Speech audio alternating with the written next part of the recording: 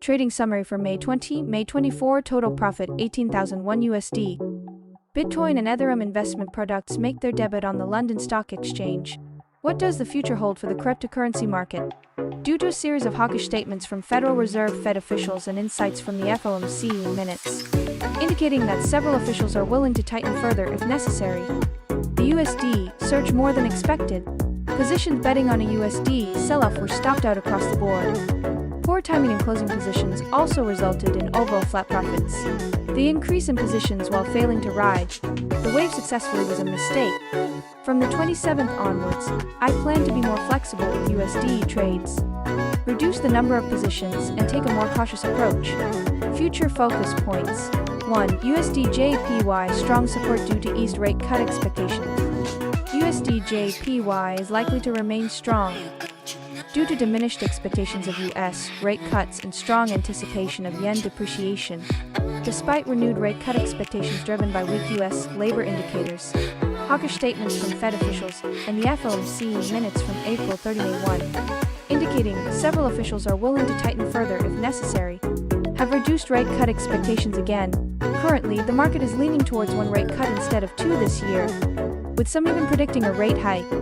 This backdrop suggests that the USD will continue to be supported next week. Source Traders Web. The USD is expected to fluctuate with rising and falling rate cut expectations. Unless very clear data emerges, this situation is likely to continue. In this context, the core PCE deflator for April, to be released on the 31st, will be of particular interest. I plan to approach USD trades flexibly, both buying and selling as the situation demands. 2. New Zealand Central Bank holds policy rate at 5.5, delays rate cut expectations.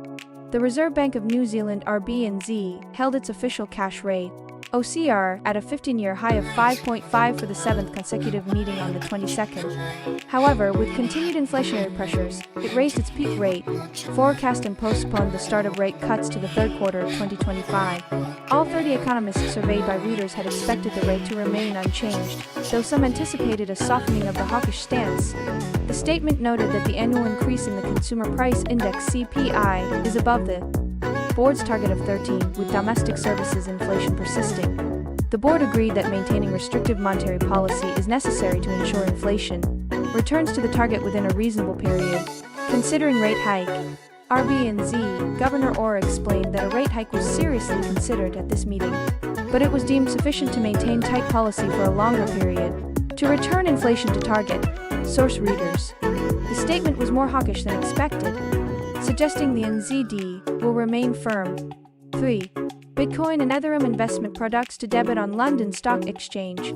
On the 22nd, US asset management company WisdomTree announced it would list investment products, IPs for Bitcoin and Ethereum on the London Stock Exchange for the first time on the 28th. The company received approval from the UK Financial Conduct Authority (FCA). Trading will be restricted to professional investors, such as regulated asset managers, and individual investors will not be able to trade.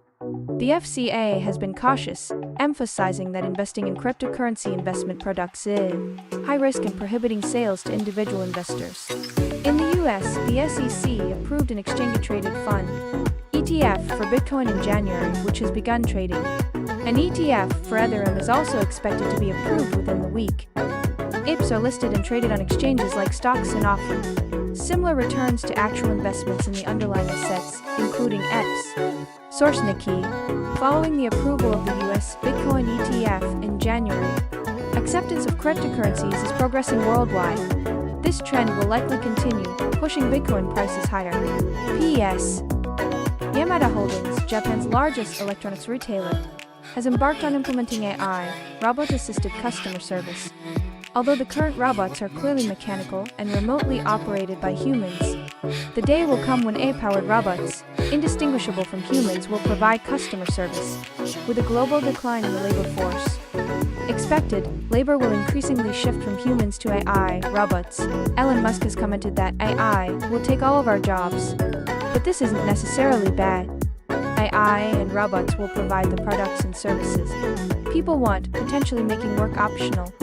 People could choose to work as a hobby if they wish. However, as everything becomes AI-driven, it's essential to consider now what you want to do. Have a great weekend.